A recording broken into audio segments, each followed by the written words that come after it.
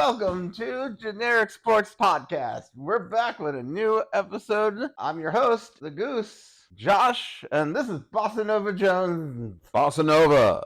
So today we're going to talk about Week 4 in the NFL, and I'm just going to go start with it. The best, worst game ever. Maybe not ever, but at least in the... It is one of the special games of... Right? Everybody but Adam Rank had the Broncos losing to the Jets. And in the looked like the wettest, and from what I've heard, like it was a muggy. It just seemed like such a awful game to play in that the Broncos beat the Jets 10-9. And I'm not gonna lie. Well, first of all, I thought we always had a shot with our defense, and I was right. Like our defense came out to play. Right? And I gotta give them credit. Their defense came out to play too. So yeah, the defense showed up. Right, but like everybody was coming off. Oh, look at how the Jets played against the Patriots. Like, Aaron Rodgers is back, and everything, and that's just like. Well, when you destroy a team that's struggling, yes, you're going to look good. Yeah, I'm really just trying to. I was still in shock, like, after we won. I mean, like, it was sloppy. I'm not gonna lie and say, I've heard like some people say the Broncos stole a game, and I'm just like, I mean, kind of. We were the one that scored a touchdown. Like, I feel like there are teams like this season that we've seen with the Commanders and the Steelers that have won with just field goals. And in my opinion, it's like that might be more of a case about like stealing a game. Like this one, like it's like you want to get touchdowns. And Broncos got the one and only touchdown. Like, first team to hold Aaron Rodgers without a touchdown in a game that he started and finished. Because, they have to add that little stat because, he's been injured in a few games, but especially the start of the season last year. Yeah. So I mean, I definitely agree with the whole start and finish. Like that should be a stat unto itself on a lot of these games. Right. You have to be like, or at least play a majority of the game to say if they start and they finish. Right. You have to be very particular with it because the stats don't tell the whole story. Right. Like we'll get into it later, but like Anthony Richardson, he started the game. I don't know if he didn't play a majority of the game, unlike your unfavorite game of with Tua a couple weeks ago. He played at least through more than half of that game. Yeah. So like there and that's one of those things. But that being said, I'm still in shock. I was worried, but like our defense came in to play. Like they got 5 sacks on Aaron Rodgers. They basically dismantled his cadence because like the offensive lineman just was afraid of like the Broncos D and set them back for field goals, and instead of going for it on like the 1-yard line. A couple bad challenges by the Broncos. One really bad rule. One of them was like, I wish the Cortland Sutton catch was not a catch. I wish they didn't challenge that one, but that one with Mike Williams on his knee that one, he was out of bounds. I don't get that. The refs were strange. Yeah. Especially when Aaron Rodgers fumbled the ball and they called it that. Like, come on, we have gotten past the point. It is 2024. We like there are there's technology, and if it seems like legit and people are going for it, like just let the play finish. Like like there are times where it's like at least because the if it's a turnover, it's gonna be reviewed. So like, just let it be. Come on, refs, you got to be better than that. And I will always complain about the refs because they are always going to be sloppy, and it's never going to look good. And it's a whole college football game that I saw. at the end of the Right. with the Miami Hurricanes that we could get into, but we won't, about refs and technology and how they decide.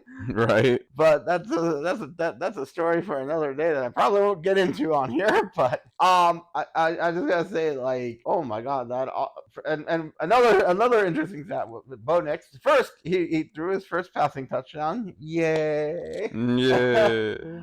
That makes what 3 touchdowns on the year for him. Like, 1 passing, 2 rushing, which I'm happy with because like, let's face it, like, dual threat quarterbacks are a good thing to have. So I don't mind that. We'll get into Lamar Jackson a little later. Not going to say he's Lamar Jackson, but if we could just get Bo Nix to be close to like something like Josh Allen, I'd be very happy. Right. But that being said, yeah, he got and he passed. He had a first half there. He had, I think, -9 yards for the first half. Yeah, I think it was -9. So it was a good golf score. It was not Yes. a good. It was not a good passing yard. right? And I forget how many passes he had by then, but like, yeah, it was not a good first half. And then, got the ball to Cortland Sutton, who is, Mr. Reliable for the Broncos. I'm waiting for the rookies to make some progress here, especially Troy Franklin, who he played with in college in Oregon. It's always one of those ones where I'm always like, is it like Nevada?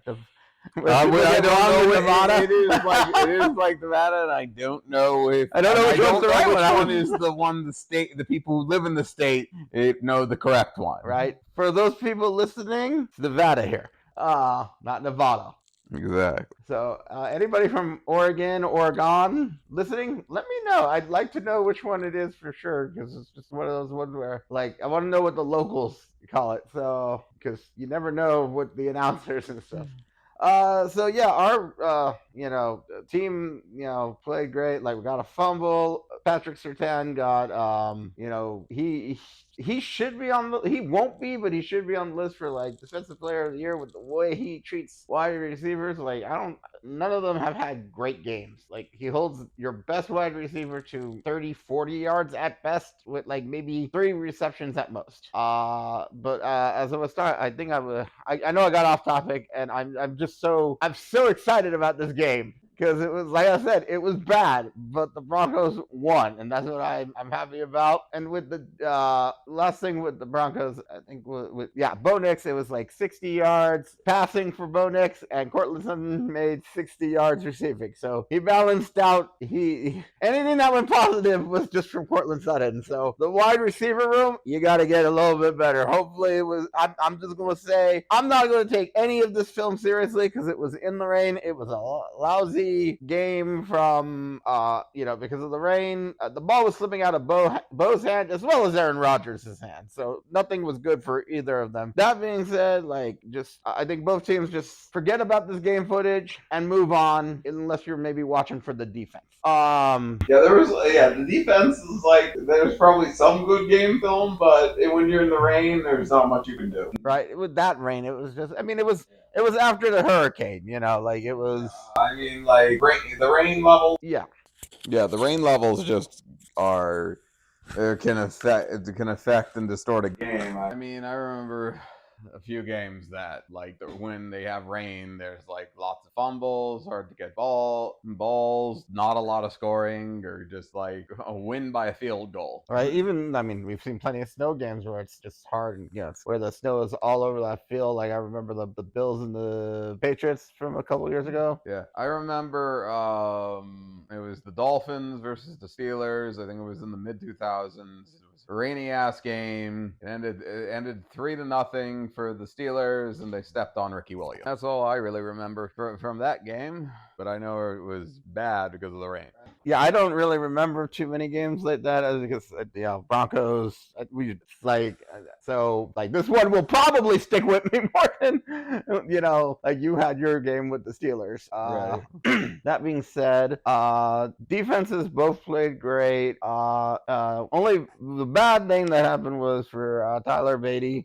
He got hit in the back and he just collapsed to the ground. I thought it looks like a pretty, I don't want to say a horrible back injury, but a pretty bad one where he went to the hospital. Some of the Broncos medical staff stayed with him. From my understanding, from what I've heard along the Broncos crowd and stuff, him and the medical staff traveled on a later flight back home to Denver.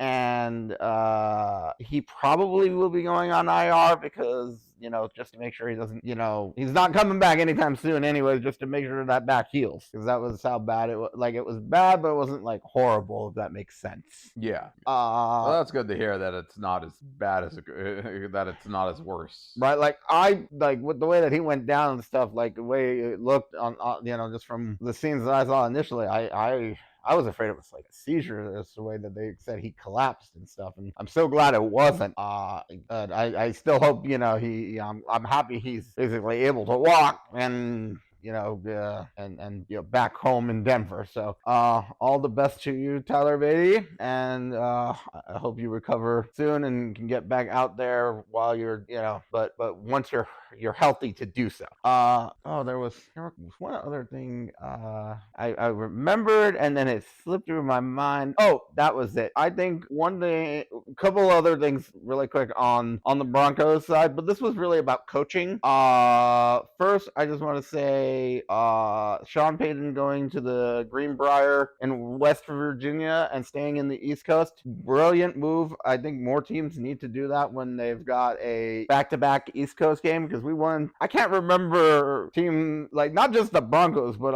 any team winning back-to-back East Coast games that usually play in the afternoon window to win in the morning playing on the East Coast, and doing it back-to-back against teams that had winning records. Mm-hmm. And sure, we wanted, like, the Tampa Bay Buccaneers, like, we dominated that game. So, like, and let's be honest, the Broncos have come a lot, like they have had a tough schedule. When you look at, I think that right now, we're recording before Monday Night Football, this part, just so our audience knows. The teams are like 11-4. Bronco, for the teams of the Broncos teams that they've played in the first 4 weeks. So at best they'll be 12-4, at worst it'll be 11-5. But that's still such a huge winning record in for the Broncos to be 2-2 against. Right. And having two of the wins being East Coast wins, is just astounding. So, like, that was brilliant. Like, Sean Payton, this is what I was talking about, getting rid of that. What did I call it? Mm-hmm. The funk? Not Stank. Stank. I was gonna say gunk, but I was like, that's not right either. It's like Tony Stank. Yes. The stank. They are getting rid of the stank, and that leads me into my next point about like Vance Joseph. Like I said, last year with 2022, the Broncos had a great defense because Ijiro is now with the Panthers. I think he's still with the Panthers. But last year, like, we gave up the 70 points to the Dolphins. And I said, like, hey, most of these players came back from a great defense. So Vance Joseph, I'm like, you took over the department that, that was actually working really well. Sean Payton was trying to work on everything else because he knew he had a good defense. And then you came in and you were supposed to keep it intact. And then when you didn't, I was just like, well, Sean Payton's going to have a talking with you because you're like that head manager of the defense. And, listen to last year's podcast.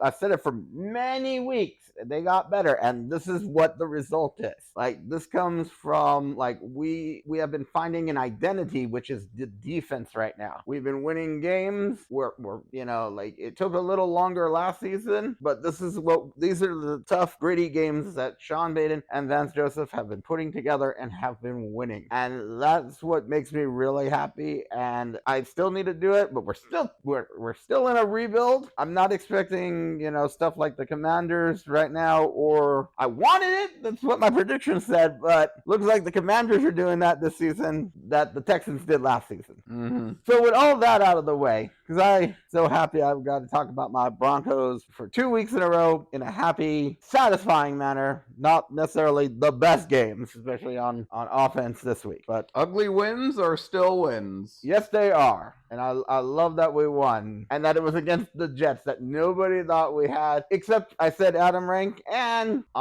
Peter Schrager thought that maybe the Jets would be overlooking us. And I do think that they were overlooking us. Especially when, now we'll get into it, the Jets. I don't even know where to begin. The defense was fine. I know everybody might want to blame Robert Saleh, but there's part of me that thinks that he's probably just better as a defensive coordinator. And that's fine. But I got to blame a lot of the trouble on is it Joe Douglas? He's I don't know how much they're building this team, and obviously Nathaniel Hackett.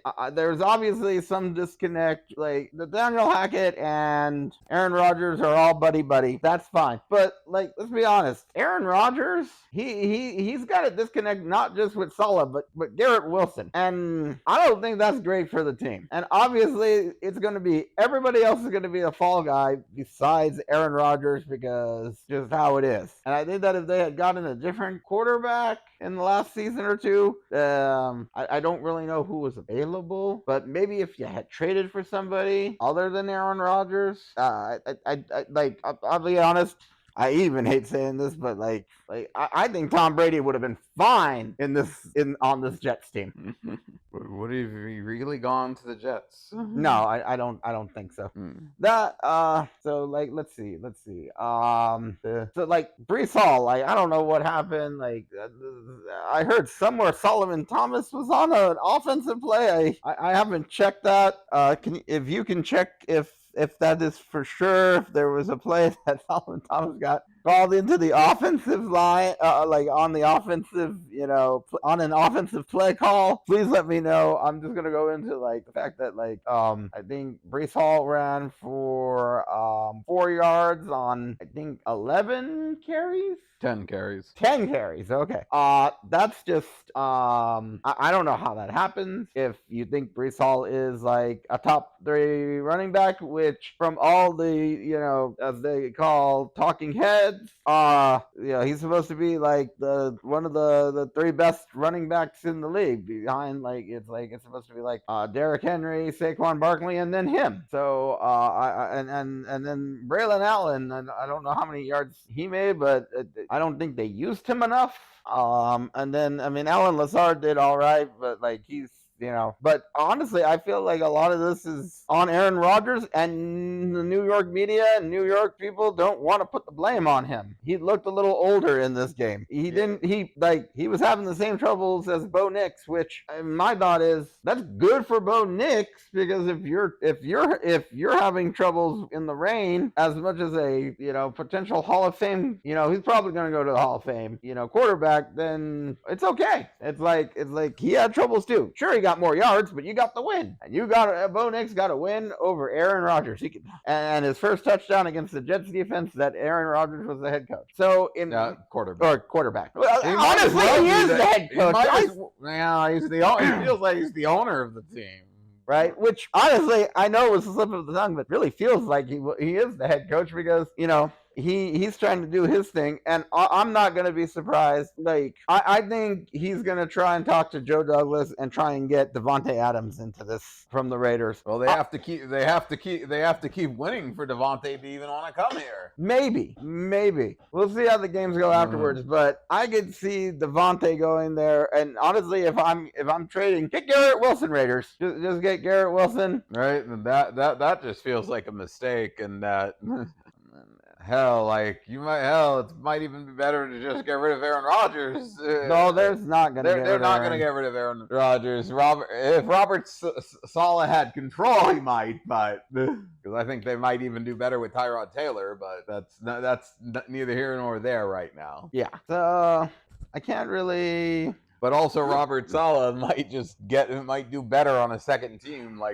like Todd Bowles Bowles, is doing? yeah. Because Yeah, isn't like it the same case? Wasn't that the Jets and stuff? Yeah, it's just the Jets is probably not a good area for coaches or quarterbacks. Like, I'm gonna put it out there right now. I think the Jets are. I used to have like organizations I didn't like. Washington was one of them. They had bad ownership, and it trickled down. I think the Jets have bad ownership and a bad GM, and it trickles down. Mm-hmm. Same thing with the Panthers, and I don't really know about the ownership in the Bears, but they just feel bad because they feel like snake bitten or something like that. I feel like the owner. I feel like they want to play old school football. Something's up Like with the they're Bears, not they're not like adapted to the times, but still like they're a little more loyal to coaches, and I think that's commendable. But I think they should have got rid of Eberflus and started new with someone to help with Caleb. Yeah, for Caleb, they should have started new. That's what happens when you go on a win streak at the end. It's like, ooh, you just saved your job. You look good, and we didn't have the worst record, so we get 2 top 10 draft picks.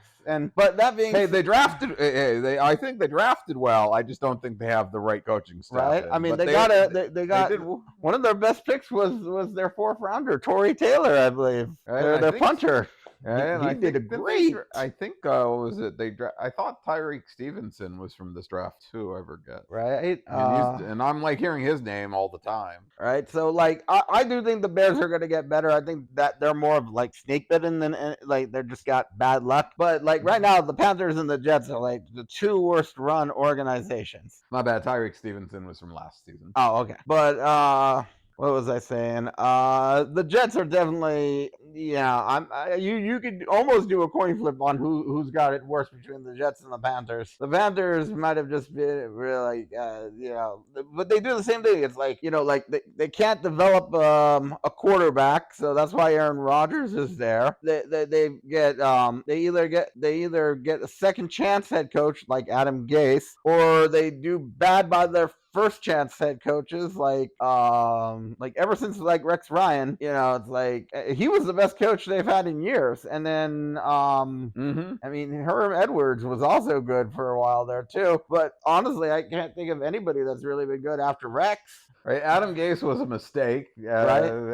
At being my head coach, that was a mistake hiring him, and then but yeah, the Todd Bowles and the quarterbacks too. Like, look at Todd Bowles. Like, we can't really talk about Zach Wilson because I honestly think Zach Wilson, because of will get the benefit of the doubt and have a starting chance again somewhere. Because if you're looking at quarterbacks, the Jets and the Panthers, it's like you see where Sam Darnold went and how Sam Darnold's doing now. Baker Mayfield continues to do well. Am I missing somebody else? Oh, Geno. Duh. Geno Smith. So, like when you look at it, like those are the 2 teams where it's like the Browns made a mistake getting rid of Baker, and then he went to the Panthers. And if you're a quarterback from the Panthers or the Jets or both, like Sam Darnold, and if you get a season to learn under a good head coach like McVay or Shanahan, and I'm hoping for Zach Wilson's case with Sean Payton, you're gonna get another shot. Or and Geno said, didn't he have Dave Canales too? Yeah. Geno broke out with Dave Canales. Yeah, so like there are shots to there are people who know how to really work with talent, and some coaches, and it shows that they can get more out of these players than some coaches and mostly some organizations have. Yeah, that's for sure. Oh, I found the Jets head coaching list. Oh, since Rex Ryan? The entire list. Oh, okay. So yeah, who has it been since like Rex afterwards? Yeah, actually, there was only 2. We mentioned the 3 that were after Rex. It was Todd Bowles, Adam Gase, and Robert Saleh has been here since 2021. And almost seems like next year is going to be somebody else. And I'm afraid it might be somebody who's like that hot coaching candidate right now, like Bobby Slovic or Ben Johnson. And I'm I don't know if I'd go. Like, it depends on like the quarterback situation. It depends. Like Aaron Rodgers might determine who the next head coach is. Oh, honestly, it might be Nathaniel Hackett. It could be Nathaniel Hackett. It might be someone who just listens to Aaron. Yes. Absolutely. And that Aaron's just going to be like a lot of the stuff they said about what was it, the Lakers head coach, that LeBron's going to technically be like the head coach through who they hired, but it's going to be like Nathaniel Hackett just be the puppet for Aaron Rodgers trying to be that. Only thing that I can say about Nathanial Hackett is that they better either hope he can find somebody like Ijiro or get Ijiro in as defensive coordinator, because I think a lot of people think Robert Saleh is going to get fired. I'm not trying to defend him, but I don't know if he's the best or worst head coach, but I don't think he's the best, but I don't think he's the worst head coach either. But yeah, it's probably I think if he gets fired through during the bye week or something, Nathaniel Hackett takes over, and then Aaron Rodgers, I'll come back, yada yada, and then it's gonna be Nathaniel Hackett for until Aaron Rodgers retires, and then maybe a year afterwards. I won't be surprised. Woo! I'm looking at all the Jets head coaches win-loss records. They only have 2 head coaches all time that have winning records. The one that won the Super Bowl? No. Wow. Bill Parcells? Yes, Bill Parcells and and Al Groh, who was just the head coach in 2000. That was the last time they had a head coach with more wins in their win-loss record. That just speaks volumes about the organization in general, honestly. It does.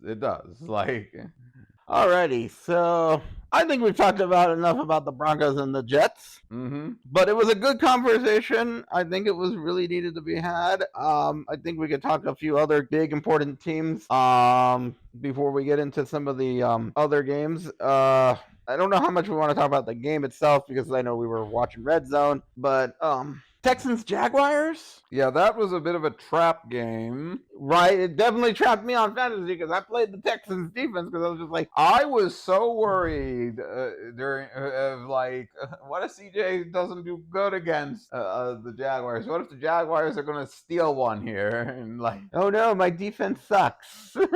Oh, that was a different game. My defense sucked. Your defense sucked. We will get to my defense sucked and how they came back and made points afterwards, but my quarterback and wide receiver combo were the bulk of my points here, right? Since I have CJ and Nico. Don't forget your tight end and Kyle Pitts.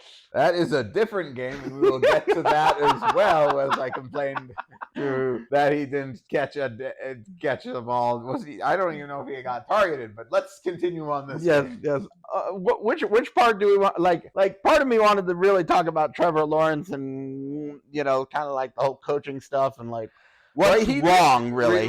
He didn't even get intercepted, and he got sacked once. Trevor, right? And the defense played well in that game. I mean, he fumbled, but it didn't. It wasn't lost. So it's I don't know what the problem with the Jaguars is. It's they might feel cursed or something here. They shouldn't be this bad, right? This is Trevor lost 7 games coming into the season? Or is he 10 and he's 0-10, or is he 0-11 now? 0-9. He has not won. The last game that the Jaguars won was it CJ Beathard? Somebody as backup quarterback. Oh, did Doug Peterson sacrifice something to get the Super Bowl win for the Eagles? I mean, even if he did, I don't.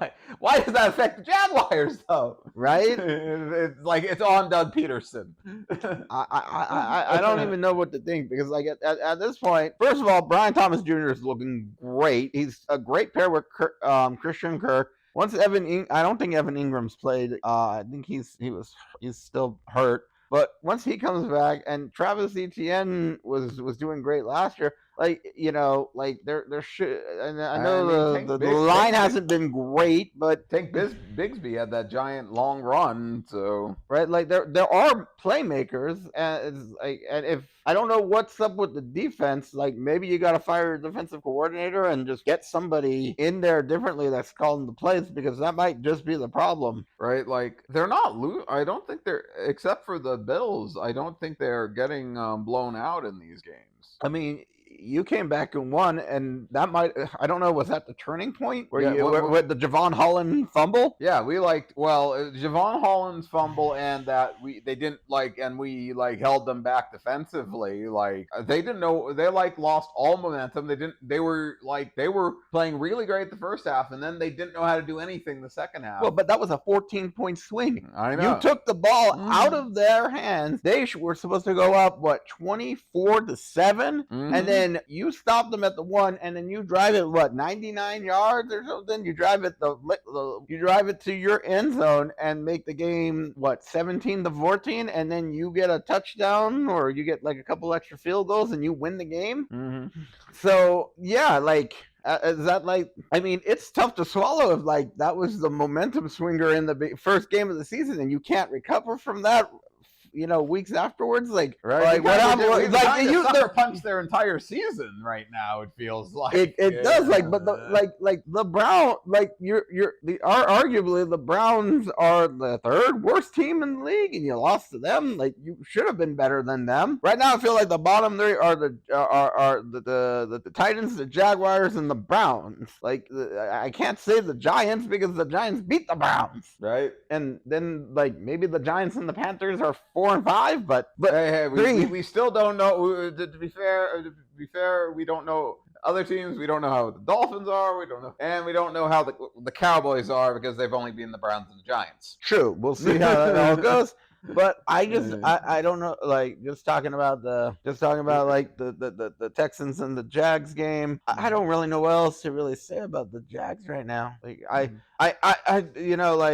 still I'm not gonna say Dennis Allen's off the hot seat. We'll see how it goes, but I definitely won't be surprised if we talked about Robert Saleh, but Doug Peterson might be the first coach fired, right? I won't be surprised, but I would hate to see it because me too. Because I don't know if he's the problem. He might not be hiring good coordinators. Well, I think, I don't know when they get their bye week. I know they go to London soon. So if it's somewhere after that, I think they play the Patriots in London. If they can't beat the Patriots, I think the defensive coordinator gets fired after that game. All right. I forget who they play this coming week. No, the Texans played great. I'll even give credit to Stephon Diggs. They had a play where he was supposed to throw his first passing touchdown, and then he just ran it in because he didn't see a play open. He made the right call to run it in. So good on him. I found news of the Jaguar. I found the Jaguar schedule. Oh yeah. So their bye week is until week 12, and I think they play the Patriots week 7 in England. Wait, so their bye week is until week 12? Yeah. Oh boy. Yeah, and they play the Colts this coming week. So the Colts play the Jaguars next. All right. So that's going to be an interesting one because, I forget where's it being played? Jacksonville. I forget. Is that where is that where the Colts always struggle? I think. I forget who struggles where. Right. And then after the Colts, the Jaguars go back to back to their better home, I guess, as they play back to back London games. Well, before we get into those, let me just say that if I'm correct, I know the Colts have struggled against the Jaguars for at least the last 7 or 8 seasons. I think in Jacksonville. And if it wasn't in Jacksonville, if it's in Indy, that's another story. But I know they've struggled against the Jaguars in general. So this should be a game that you gotta win this one right now. You're the Jags. The Jags magically could end up on a weird 3-game win streak if the Colts suck against the Jaguars at home, and then and the Jaguars do better in London. They're playing the Bears and the Patriots, so they have a shot against the Patriots. But I don't know about the Bears. They do. So. But I mean, it's still in London. So if they go on a winning streak here, then maybe they need to just switch, see if they can become the London Jaguars. That's in the talks, okay, sir.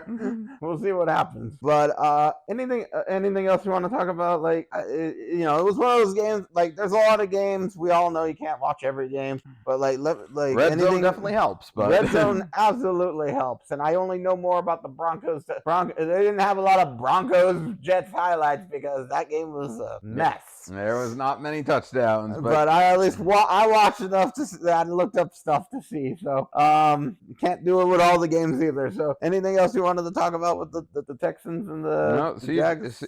CJ Stroud and Nico Collins and the entire offense came back and didn't really feel like they were ever out of that game. Right, I was like, for fantasy points, I was hoping they were going to go behind so they could come back and catch up. Man, I was hoping they were just done and out, and maybe they just had a bad game altogether. But it is what it is. That it is. Yes. Man, we got a lot of choices on like these close games that like what the heck happened between the Falcons and the Saints, the Vikings and the Packers. We've still got to talk about the ugly Thursday night game. So and then we got Colts Steelers. We got should we talk about Buccaneers Eagles, because I know that was like the last one I know that was one of the ones that we wanted to kind of talk about, like coaching and how really get into. Yeah, we can talk about that. First of all, I want to say that I don't mean to bring it back to the Broncos, but if the Broncos dominated the Buccaneers, that probably was just an off game. But man, do I feel like I'm riding high when you beat the Buccaneers like 26-7, have a 19-point win, and then the Buccaneers come out and win 33-16 against the Eagles. I just gotta say, like, it makes me feel really good as a Broncos fan, and I do wonder how some of the other teams are going to do against the Buccaneers, and how the Broncos go throughout the rest of the season. But I love the Buccaneers. Like, I'm happy that they are 3-1, and I'm especially happy that the one was the Broncos, because I'm not gonna lie, I got my weekly sheets and stuff. I was wrong on like every game up until this week. I had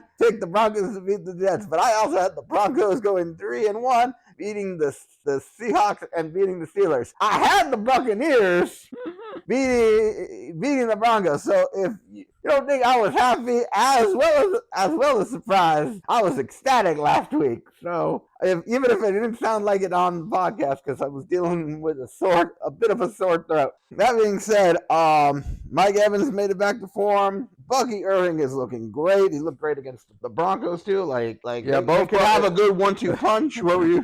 Literally, Bucky Irving and Rachaad White literally both went for 10 carries for 49 yards. Right? Each. So, like, I mean, they could do more, but, like, did they get a touchdown each? Only Bucky Irving got the touchdown. Baker got a rushing. Okay, but Baker's doing a lot. I don't know how many times he got sacked. I know the O-line's still a little shaky. way less than the Broncos game. Only twice. That's good.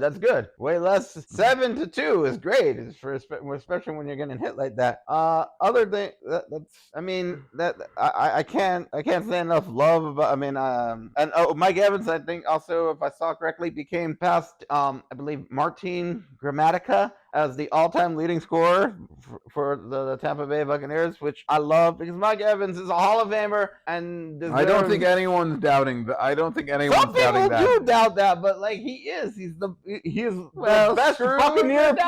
Screw the doubters. Screw the doubters. They can go doubt their own doubty pants off elsewhere, right? Like.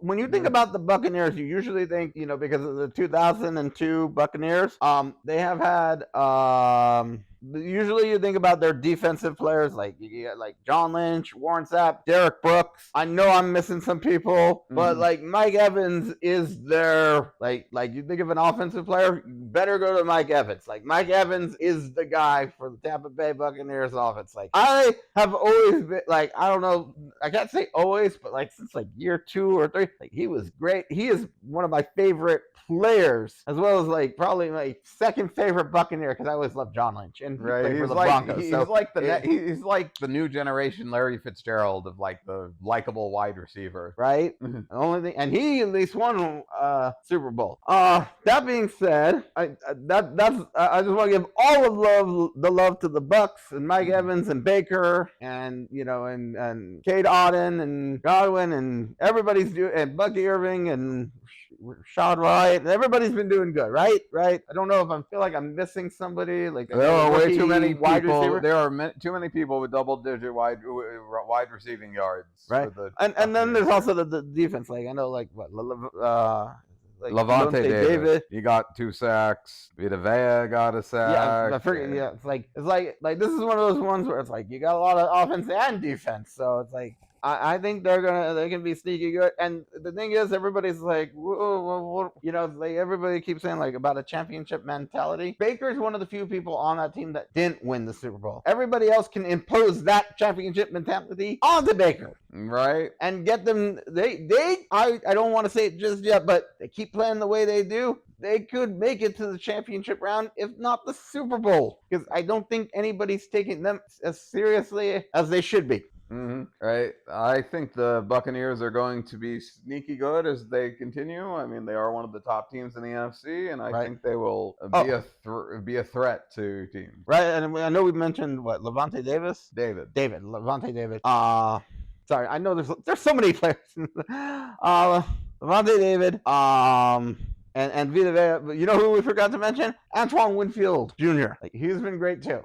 So yeah, it's just like let's get this. Let's and also never second guess yourself. I really was thinking David, and I said Davis, and I knew I was wrong as soon as it came out of my mouth.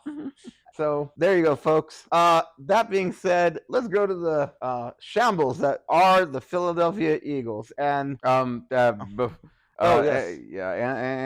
Winfield Jr. didn't even play. Oh my God! See, I didn't even realize that. I like Antoine Winfield Jr. Like he's been a great player. So like the fact that he didn't even play, and I'm not seeing his name here. I think he was injured. So let's just make sure we're correct here. Well, I just mean in general, like where you're looking at the whole team, like these players, like they've got talent, and I don't think people realize how many good players they've got, because you've got like because everybody wants to talk about the Eagles and the 49ers and the Lions, and because it's the NFC South, and they stuck in at like 9-8 last year or something like that. Nobody wants to talk about them, and it was because Tom Brady won the Super Bowl. The whole team won the Super Bowl. Yep.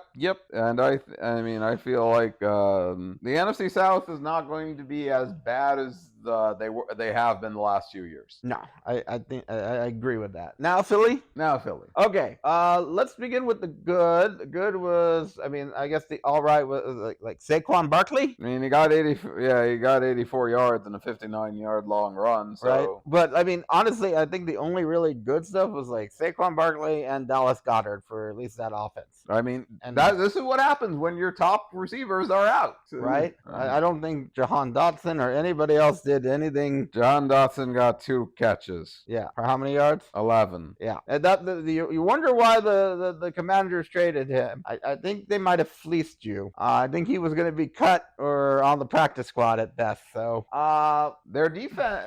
They have good defensive players, but I definitely feel like they are missing people, right. And I think like I don't know what's going to happen with Jalen Hurts and Nick Sirianni. I feel like that tension, if the more they lose, that tension is just going to get worse. Oh yeah. Big thing, I think Lane Johnson was out, I think. And I know that can affect, like the run game. It can affect a lot of things, but I definitely, if he was out, I know that's why Saquon wasn't going to, get as many, yards. But that being said, Nick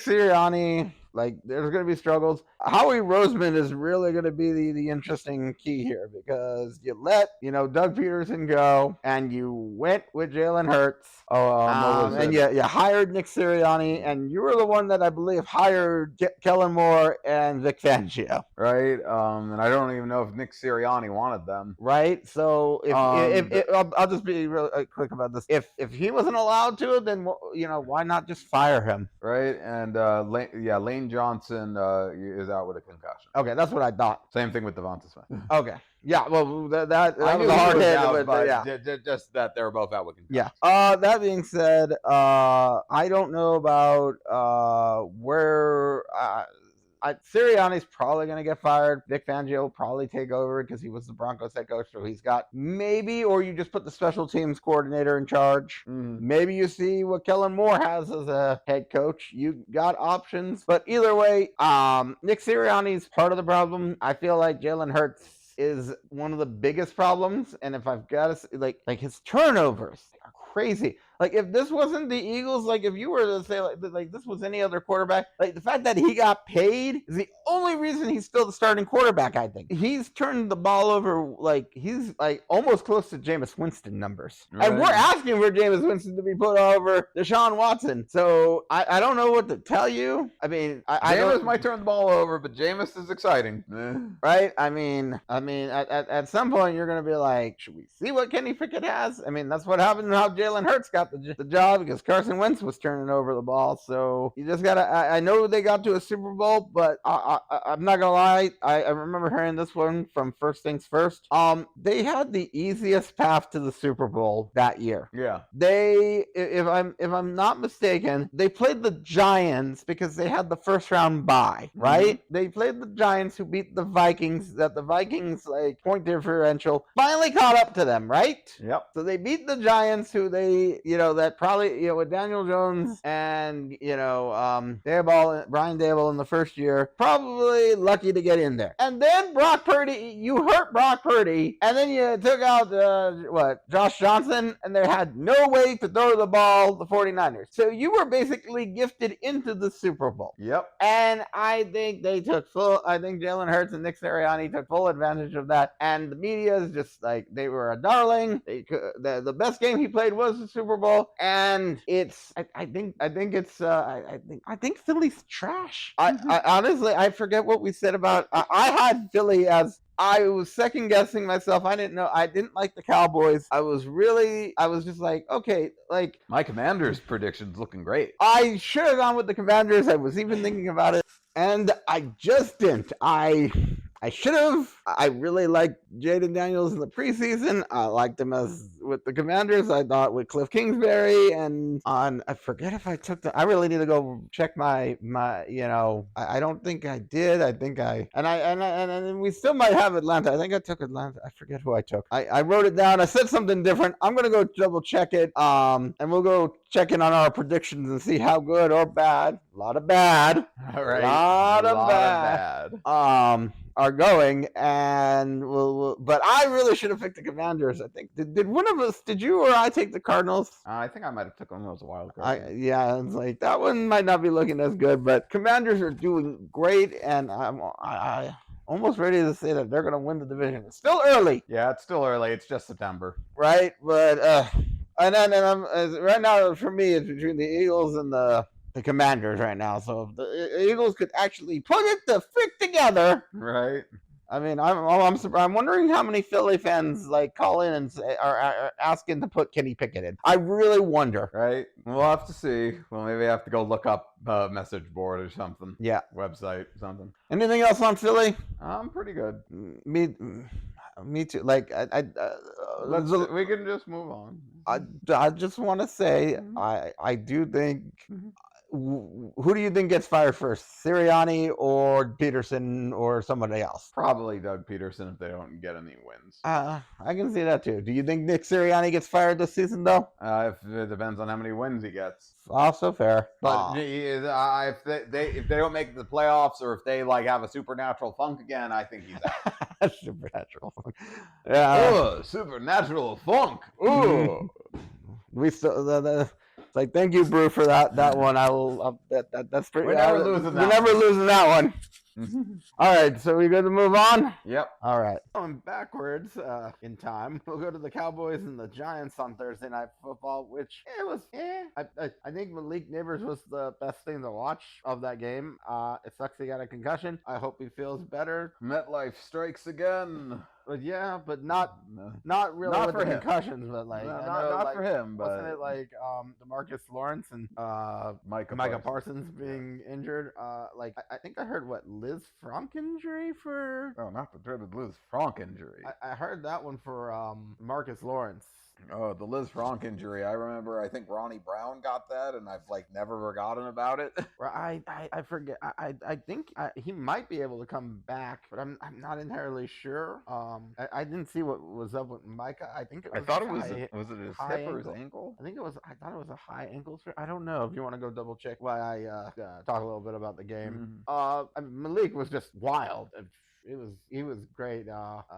It sucks that they couldn't get past the 30-yard line of the Cowboys to score any touchdowns. It was a high ankle sprain. Okay. I mean, and yeah, it sucks that like the defense at least played well enough to make sure they only got the field goals. But I mean, I don't know. I don't know where to think, because it's like, as a Broncos fan, a win is a win, and we're very happy for our win. But as a Cowboys, if you're a Cowboys fan, I don't know how much you like that this win was only a 5-point victory when you've usually crushed the souls of New York Giants anywhere. I think the Giants are starting a resurgence here. I don't think they're as bad as their records say. I mean, sure, they only have one win, but I think they're going to come back. They might scrape along another. Well, if Malik Neighbors is healthy, I don't know without Malik, but like I mean, Wan'Dale Robinson's helping them. Right, I was gonna say that there was a lot of great play calling, and I felt the team synergy was kind of coming together. Malik definitely makes a difference, so I think that's what helped Robinson, get going. Yeah, definitely. Definitely. Like, I don't know how Wan'Dale Robinson's going to do without Malik Neighbors. Right. Well, we don't know if Neighbors is going to be out, because with concussions vary. Yes, they do. They do, and no concussion history does help. Yeah. So, but I know he got hit a lot, so I was surprised it didn't happen earlier. Honestly, with the way that he fell on his neck and rolled over on his head, but you never know. It might have been just missed. Mm-hmm. We'll see, and it might have just he finally felt symptoms. But it was all bad. There were a couple bad ones, so we'll see. I mean, I'm no doctor, but yeah, he took some stuff to the the ground, his head to the ground, more than a hit to the head. Mm-hmm. So the Cowboys, like Dak, CD, like we'll see how they do the rest of the season. But I'm not really believing in the Cowboys. They've won like two of the 5 worst teams, and I think they're in the top 10 right now. So we'll have to see where they go from here. Right, like you beat 2 teams that you have 2 wins, and the 2 teams you beat only have 1 win. So we'll see where you go. Right, how I was saying, like I'm impressed with the Broncos, who have wins over teams that are like 11-5 or something. And in the 4 weeks, where the Cowboys have wins over teams that are 2 and 6, I think, combined. No, 2 and they only have 2 wins, and then the other teams then they've got. Well, I thought they only beat the Browns and the Giants. Yeah. Oh, I meant like the record. There are 2 and 2 team over teams that have a combined. Oh, I didn't count the teams that they lost. I didn't count the teams they lost to. I only count the teams they won are 2 and 6. I mean, and and then you've got the Ravens that are 2 and 2. So it's like they're 4. It's like it's and just. Who else did they lose to? Oh, was it the Raiders? No, the Raiders beat the Ravens. Oh, the Saints. Oh yes, the Saints blew them out. So they've got a winning record of. So they got a 6-10 record over. Their opponents are 6-10, and I'm just like it's just. I think the Broncos got tougher quality opponents that they won against, and so it's like their 6-10 isn't as just feels with who they've played against, and the fact that they lost against the ones that had that had 4 of the wins.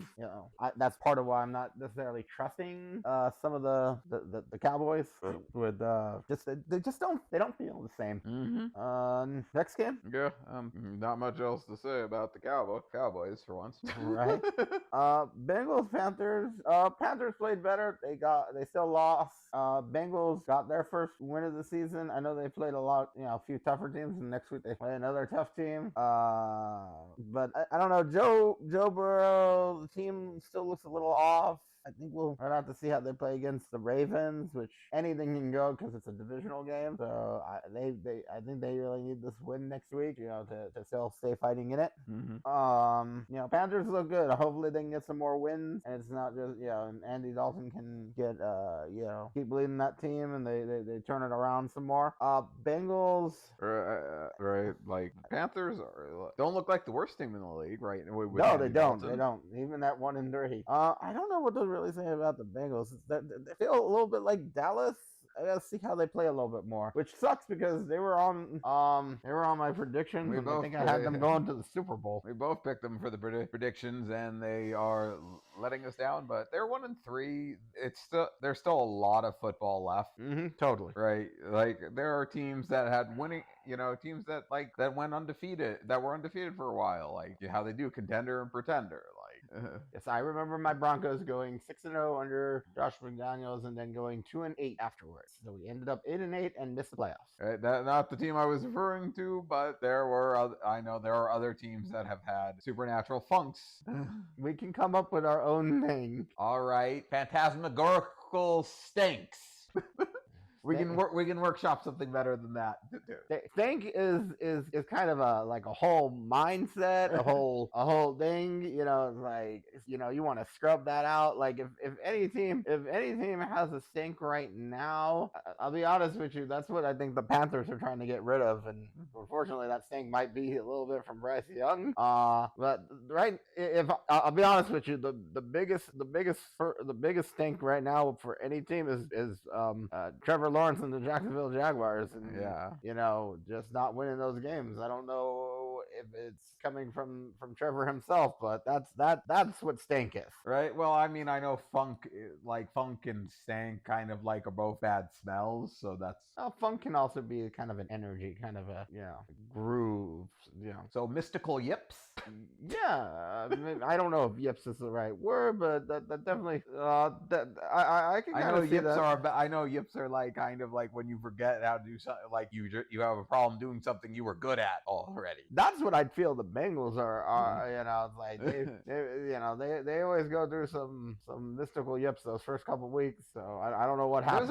There's a ring to mystical yips. I think we need something better, but because yips are something else. But I get the sentiment. We'll get there. Took a while to become Bossa Nova Joe. Right. It's about getting it right and not forcing it. So but yeah, we'll see how we'll see how that goes. I'm not gonna lie, Dallas might have a little bit of that stink too. So this might be enough of. They might not be recovered from that playoff game exactly. Just kind of like how the Chargers last year didn't recover. Yep. From the one beforehand. So. Yep. So just there's some lingering bad vibes. Right. See that's where stinks could still work. So the stink of that loss. Anyways, Falcons were hosting the Saints. I didn't really have much left to say about the Bengals. Like I said, plenty of time left. On to New Orleans and Atlanta. I was a messy, not messy like the Broncos Jets game, but there was Rashid Shaheed dropped the ball, touched the ball, tried to fair catch it, and then it ended up in the end zone for a touchdown for the Falcons. And when you lose by 2, that really hurts. Yep, it does. And I mean, I don't really think the Saints played that bad. They just were. They made a couple mistakes. They just made a couple costly mistakes, and that's what costly mistakes do. Yeah, I mean, they did come back. I mean, Derek Carr didn't play great, so that's part of the thing. It's good for 2 weeks, and now 0 touchdowns, 1 1 interception. Man, him and Kirk Cousins' stat line is like exactly the same, like almost exactly the same. They threw for almost the same amount, 239 yards and 238 yards. And if you ever wondered why I was so adamant about the Buccaneers earlier, this game helped define it, put some definition into that Buccaneers pick. Like it's the backbone. Like I don't know why this game over here is just like there was a lot of unpleasantness in that watching with not necessarily watching that game, but how some of that stuff just came to be. Yeah. I know it really was like it came down to a field goal kick, and like what was it? There was a penalty at the end. Yeah. That got the pass interference that got them to the field goal kick, and you just can't have that because kickers, like 60-yard field goals are almost, or kickers could do that automatically almost now. And Younghoe Koo is a really good kicker. Exactly. So you can't make mistakes like that. Like I said when we were watching, Chargers gave up on Younghoe Koo way too early. I know he wasn't having the greatest first or second year or something, but that seems to be the Chargers thing, giving up too early. Yep. I mean, I said that about Austin Eckler too last week. Watching him against the Bengals last week. Yeah. Austin Eckler, Younghoe Koo, Drew Brees. Right. I mean, I don't know how many, like, lately, seriously, I don't remember how many people outside of I think like Antonio Gates like finished their career that was just a Charger. Right. Even what was it, LaDainian Tomlinson? He ended it as a Jet. Right. Let's see. But all I'm gonna say is, like, I know the Falcons are the Buccaneers are playing the Falcons on Thursday Night Football. I am ready for that game. I want to see how the Bucs come out and play on the road against the division rival. Right. I don't know what the Falcons are right now, and I think the Falcons are getting better. So it's definitely going to be a highlight game. Hopefully, it's not a stinker. Right. Next game. Are we good for the next game? Yeah, and I think the Saints will bounce back too. But I do too. Well, I don't know who they're. Well, I don't know about next week, but they'll bounce back. Yeah, we'll see. I hope they bounce back next week. That'd be great. I would love that. Right? Go bounce back and beat the undefeated Chiefs. Right? Wilder things have happened. Bears and Rams. Jump to that one. Honestly, probably one of the. I think I think it was Caleb's best performance. I mean, what are you gonna do when the Rams are injured? They didn't.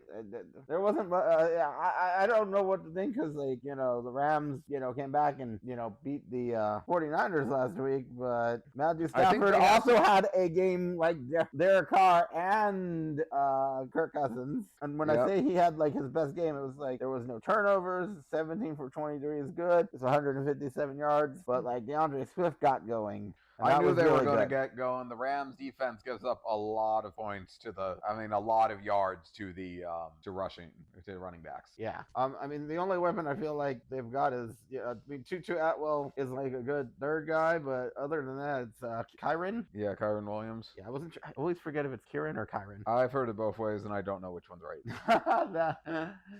Kyren Williams is like the best weapon while their wide receivers are out. Right.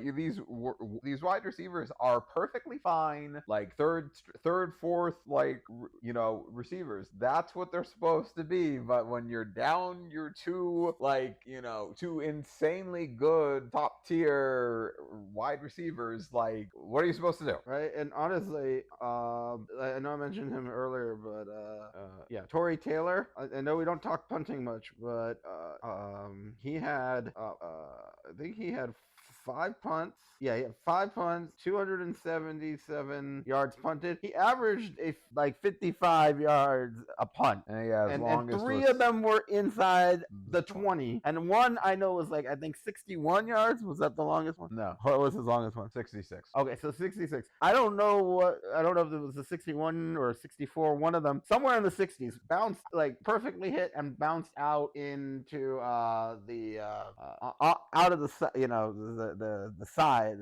sideline, and left them I think inside their own 5, maybe their own 10.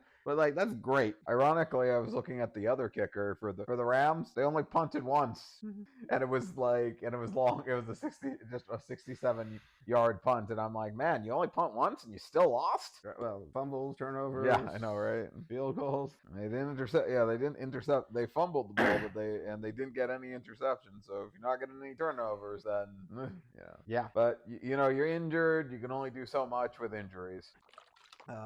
So next game. I don't know how much we want to go talk about the Steelers and the Colts. I thought Justin Fields played great. They didn't get the win, but they played great. Joe Flacco had to come in. I think that honestly might have helped the Colts, unfortunately for Anthony Richardson, because he's wild with the ball. Anthony Richardson knows how to make the long ball throws. He doesn't know how to make the normal throws. But good for the Colts, and good for Joe Flacco once again beating the Steelers. Steelers fans are sick of him. I know, right? It's like, why are we not over Joe Flacco? Why does he keep haunting us? Right. But I mean, that I didn't really watch. I don't really remember too much of the game. It sucks. Anthony Richardson got hurt. They just have probably be back, but they just on the box score alone, they had a lot of players with Jonathan Taylor with 100 yards from scrimmage. Michael Pittman for over 100 yards and stuff. So right, Pickens was 7 for 113 on receiving. So a lot of. It's amazing that they both had receivers that went for 113. Wow, Pittman and Pickens. That's freaky. Right, it's crazy that it's the exact same number. Right. Pittsburgh really had it looked like Pittsburgh had some troubles running the ball when Justin Fields was the top rusher. Yeah. And I know Cordarrelle Patterson got hurt. Ooh. He was their second best rusher. That really does not sound good for Najee Harris. No, it doesn't. Not when everybody. He'll probably be on another team. He can come to Denver. Well, I mean, he was a good receiving back, but not running. He can still come to Denver. I mean, with the way our running backs, room is right now, he could come to Denver. Right. I know it's I only know he was Tua's best friend in college, but we are kind of set at running back. But I know we like them, but he won't be. Don't think he's worth trading for. No, maybe he's a 6th rounder for us right now, but that's about it. You could take in case you have running back issues. I'm almost certain we're going to be calling up Blake Watson this week, and he is undrafted rookie. I think we took him over Samaje P. Ryan just to give him a shot. So this is gonna be his shot. Yeah, I can see that. I heard what Beatty looks like might go. Yeah, we talked about Beatty being on the IR. Yeah, okay. Yeah. I saw some more new stuff on it. Oh, the best part. Well, it was from yesterday, but it was he can move. He has feeling in his body. Yeah, that's wonderful. Remember I said he traveled home with the team doctor, or some of the medical staff, I should say. Now the game that I know we want to talk about, Vikings and the Packers. Man, did that game look ugly and bad for the Packers. It was 28-0. Looking at Sam Darnold, oh, MVP Sam Darnold we getting. Still might be getting MVP Sam. We might be, because I know everybody we're talking about that Justin Jefferson catch. That was a beautifully thrown ball by Sam Darnold. He fit that in perfectly for Justin Jefferson to catch. Now, mind you, he didn't have he had an interception, and I think he had a fumble, but still went for 3 touchdowns and 275 yards and only missed 8 passes. Meanwhile, Jordan Love, who came off of injury, he definitely it ended 31-29. He definitely made a comeback, but man, I do not know how I feel about my quarterback coming off of what was it, an MCL sprain, something like that. Mm-hmm. Throwing it 54 times. Yes, it was for 389 yards. Yes, it was for 4 touchdowns. He threw 3 interceptions. A little worried that they had to get away from the run game because they were down 14-0. But I think Jaden Reed. Yeah. He feel like he's becoming the number 1 receiver there. Yeah, pretty much, pretty easily. Part of it is he's the one staying healthy too. So he's staying healthy, and he's more the speedster. So right. So, but man, that game was crazy. Like I was like, oh my god, 28 to nothing. I know we watched Alabama and Georgia, and they came back, and it was like felt like it was like two back to back days. It was just like wild with the comebacks. But the team that had the lead won in the end. The team that had the lead most of the game, won. Green Bay's problem was that they missed 2 field goals, and so here's the thing.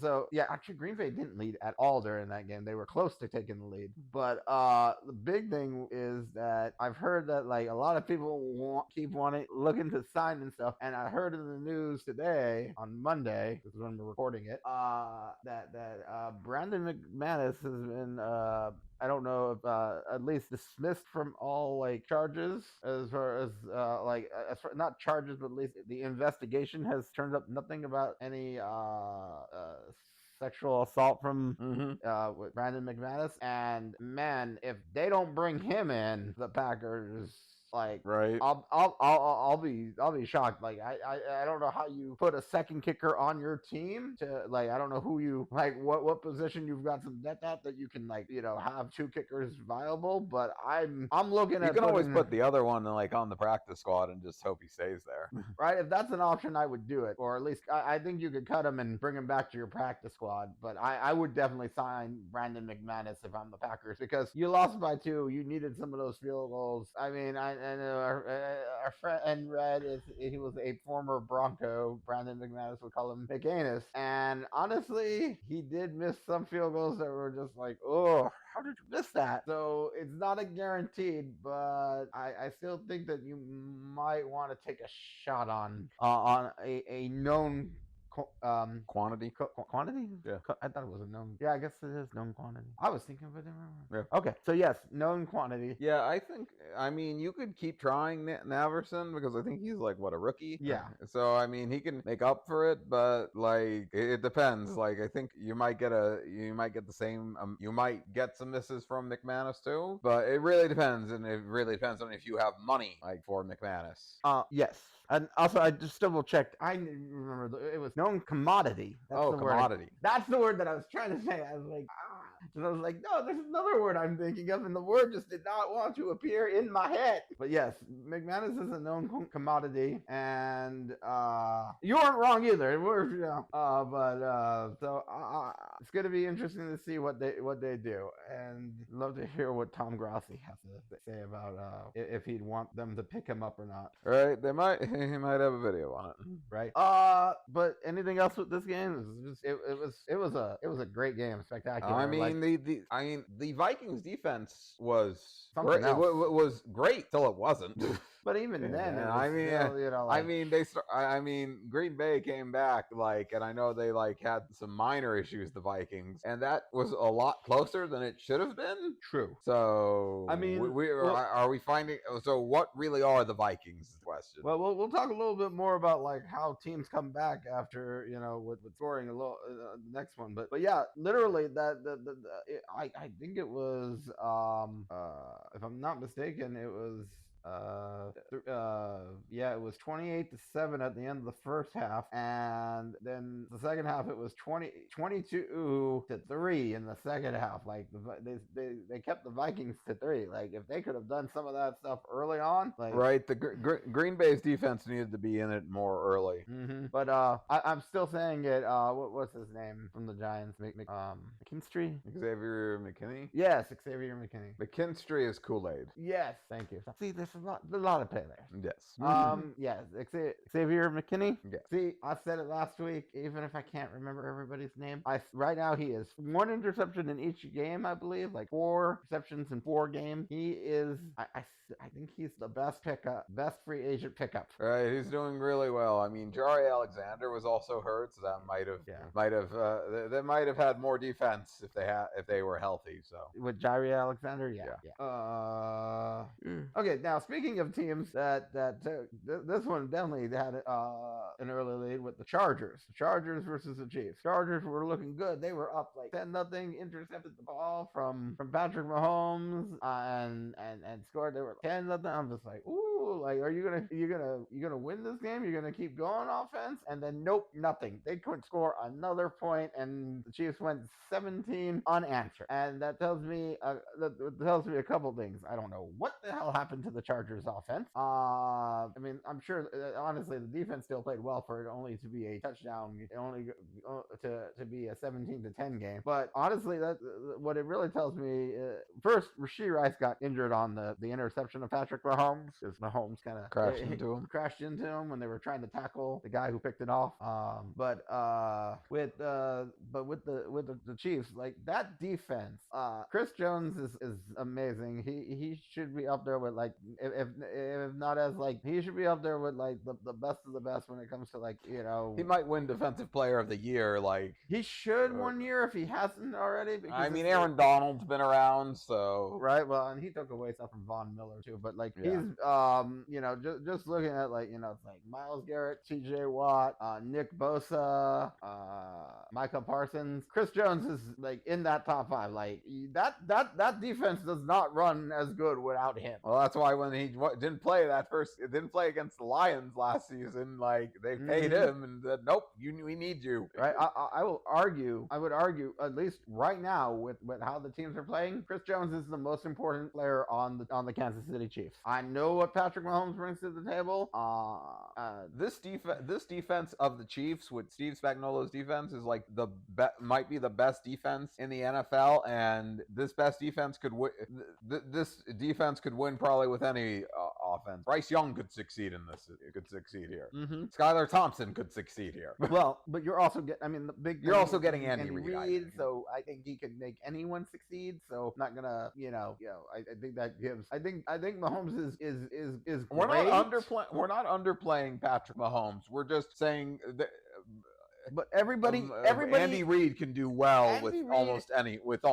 Andy Reid elevated so many quarterbacks in his time. Like before Patrick Mahomes, like think about he in my opinion made Donovan McNabb. He made Alex Smith, who after a ton of bad offensive coordinators, made Alex Smith good. Right, and I always thought he was. They like to say game manager. I just like to say he was good. He was solid. He knew what he was doing. He made him he brought him up another level. And same thing with Michael Vick. When he had him for a couple of years with the Eagles, like I thought he brought him up to another level. And Michael Vick was good. He was something different. If he had Michael Vick the whole time, we all say like Michael Vick was like the first or the prototype of what we've got in quarterbacks now with like Lamar Jackson and like Jaden Daniels and other quarterbacks. But oh my God, could you have imagined like prime Michael Vick with Andy Reid full time? That could have been something else. The Eagles might have won that too. The Eagles might have won that Super Bowl against the Patriots back in then. I think so. And I mean, for me, like I was never a big Donovan McNabb fan. Like, but Andy Reid, you just see what Andy Reid can do. And like even when Mahomes got hurt, like he brought out like the best in like Chad Henne and Matt Moore. I think both were backup QBs for the Chiefs that did well under Andy Reid. Trey Lance probably could get better under Andy Reid. Yeah, and I could you imagine if Carson Wentz had to play a game? So like all the love to Patrick Mahomes. Like I know he's great, but man, he landed in the best possible spot. Right. That is why Patrick Mahomes is elevated to such a high spot. He landed with Andy Reid, and they're giving him everything he needs. Right, and he's got a good work ethic. So like I feel like we're not. I feel like we're bad talking Mahomes, but at the same time we're really just saying he's not bad. He's great, but like he's got this great defense and this great coach, and that's putting him he's bringing up his greatness too. They're 4-0 for a reason. They know how to battle adversity. They know how to win close games. They know how to win close games, and they know when to bench players that are problems. Yes. Because they benched their left tackles, I've heard. Right, and they They're benched starting left tackle. whatever. They kept what was it, Kadarius Toney away. He's off the team. I don't even know. Where he is I right mean, now. there was they got rid of the problems in their receiving core last season to go on a run. Yeah. They know where the problems are and they know how to fix them. Yeah. And that type of adaptability, that ability to evolve, is why why everyone's worried about 3D. Yeah, and I know they benched their starting and left tackle, so I don't know who's about. I guess they have a new starting left tackle. I don't know what, but they're playing. They don't have box scores for offensive lines. Yeah. But no, just great job, Chiefs. Like, I hate that you're in my division. That's the only reason. Like, I'd say I don't know. I think I'd want to say, like, I'd want to see other teams win too, even if you weren't in my division. So I don't know how true that is. Like, I'm trying to throw out, if this was the Bengals who have won like 2 straight, maybe I'd still want to see them do it. It probably is a rivalry thing. So, like, hard to say, but if it was the Lions, we'd be rooting for the Lions to three-peat. Right. I mean, I guess it's also like you've been to like 4 last, like you've won 4 Super Bowls. You've been in 4 or 5, 3 out of the last, like, it kind of felt you won 3 out of the last 5. You've been in 4 of the last 5. Last year's might have been a little questionable, like the whole dating Taylor Swift, and kind of made it seem a little questionable. It was a lot in your face. Yeah, and the commercials nonstop. There was kind of a little much, but like it's like, Kansas City fans enjoy it while it lasts. Like, I know if this was the Dolphins, if the Dolphins were all in your face and had this, like, I'd be the biggest villain. I'd probably have a big ass Dolphins hat on or something and just bringing attention to me. So just enjoy. Yeah, pretty fair. So I get it. You know what? I get it. I want to be. You also have the Dolphins also have the perfect season under their belt. So like the Lions, it's like you said with the Lions. They probably wouldn't be. I don't think they'd be villainized for if they got a 3-peat. Now if they went for 5 in a row, maybe. I don't know. The Lions have gone through a lot of suffering. Yeah, they did have that 0 and 18 season, and I mean, I think it depends on the players, honestly, because like it was Tom Brady and Belichick going for how they were. They got annoying. Like Tom Brady, he got annoying too. It's like Bill annoying and right. It was a lot of the players. It was a lot of the players. It's a lot of the players. It's a lot of the energy. Yeah, and that's why. It's kind of as like Travis Kelce is a mix with his energy. Andy Reid and Mahomes, I'm fine with. They bring fun energy. It's like, right. It's like with the Nuggies commercial, or it's like, who are the chefs? Great googly moogly. Like Andy Reid is like the epitome of like a teddy bear. Andy I love Reid his energy. I emit that energy of teddy bear, like like that. So it's like it's hard to hate him. It's like I love. Honestly, if a coach has to beat Don Shula's record, like, I hope it's Andy Reid, because I know Belichick didn't get it, and I hope Andy Reid gets it if a coach has to beat Don Shula. He's definitely got a chance with the way Mahomes and stuff. Right? Like, it's definitely possible. I don't know if Bill Belichick might beat it if he comes back next season. Both might beat it, honestly. But like, I feel that Andy Reid might beat, even if Belichick beats it, Andy Reid's going to beat it more. Yes. But yeah, like Andy Reid is a great guy. Like, that's part of why I think the internet and some of the fans of football got upset when he yelled at or Travis Kelce yelled at Andy Reid. He did apologize. I found that. I don't know if we ever that's that one good, out. I don't know if we ever said that earlier, but like Travis did apologize, so that's why I'm not so as like. I didn't hear that before, but that's good. At least from what I've heard. Travis Kelce just kind of feels like he brings the same energy as Tom Brady a little. He's a little too full of himself. At least he brings the energy. He brings the energy other places. I don't know. It doesn't feel as the same, if it makes right. It's not exactly the same, but it's still like a negative. It's like too much ego. During that game, it felt like it, but in the commercials, I don't know.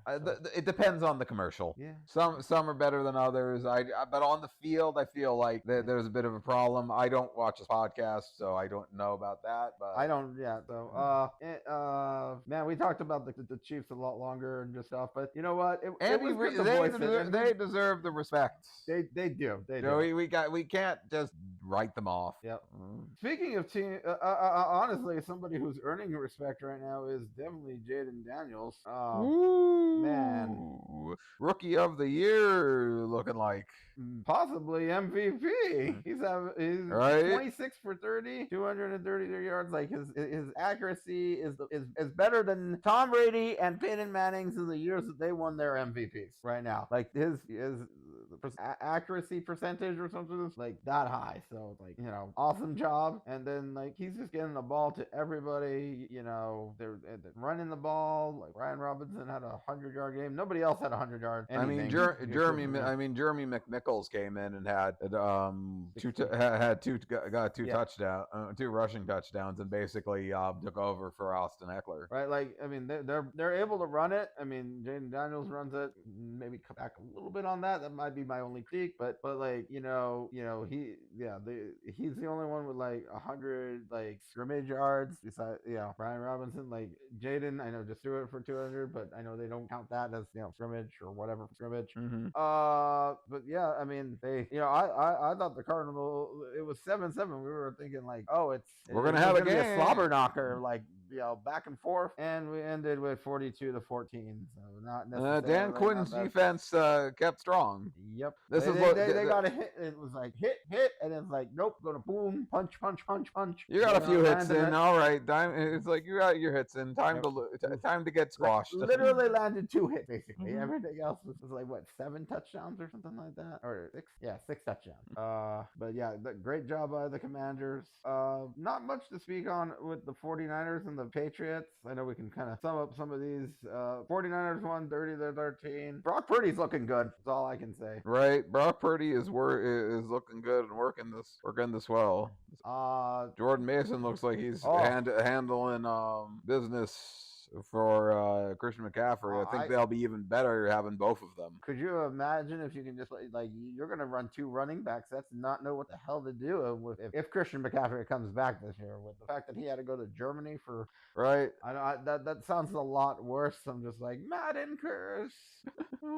So we'll see. We'll see what happens with Christian McCaffrey. I hope he's well, but I'm not that I'm not loving Jordan Mason. So Juwan Jennings is looking good, like as he was their best wide receiver. But right, I think they overpaid Brandon Ayuk, and honestly, if some team's willing to take that off of them, I wouldn't be like he played better this week, but if Juwan Jennings is just coming out and playing good, I don't know. And they got Ricky Pearsall coming. Like you don't need all those wide receivers. Go trade somebody so that they'll probably be next year. They're gonna definitely try to run it back. But if you just don't, honestly, one of the wide receivers is not going to be there next year and it's between Debo and Ayuk, because quite frankly, it doesn't feel like they need them, and you gotta put with the way that Brock Purdy's getting better, they're gonna have to pay him. Right, like